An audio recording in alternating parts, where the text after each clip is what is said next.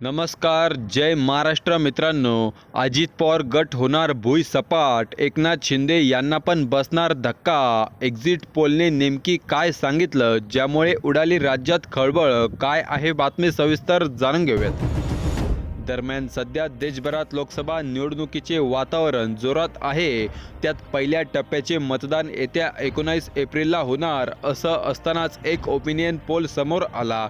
यात उपमुख्यमंत्री अजित पवार व एकनाथ शिंदे यांना येत्या निवडणुकीत मोठा जबर धक्का बसण्याची शक्यता या एक्झिट पोलने वर्तवली। पुढे त्यांनी म्हटलं की अजित पवार गटाचं या निवडणुकीत एक खातं सुद्धा उघडणार नाही, अशी ओपिनियन पोलने आकडेवारी देखील दिली।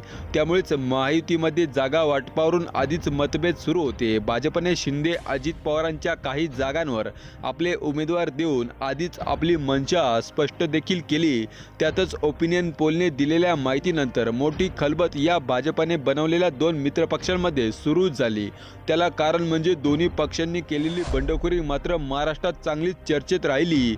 त्यात आरक्षणाच्या प्रश्नावरून राज्यात किती दिवसांपासून तेढ निर्माण झाला आणि त्याचं सगळं खापर या दोन मित्र पक्षांवरच जनता राग आपला व्यक्त करणार, असं त्या मतदारसंघातून जनतेने दिलेल्या माहितीतून स्पष्ट झाले। मित्रांनो, तुम्हाला काय वाटतं, ओपिनियन पोलने दिलेल्या माहितीत तथ्य आहे का नाही व येत्या लोकसभा निवडणुकीत कोणत्या दोन पक्षांना महाराष्ट्राच्या राजकारणात मोठा धक्का बसेल? कमेंट करून नक्की सांगा। तुर्तास धन्यवाद। जय महाराष्ट्र।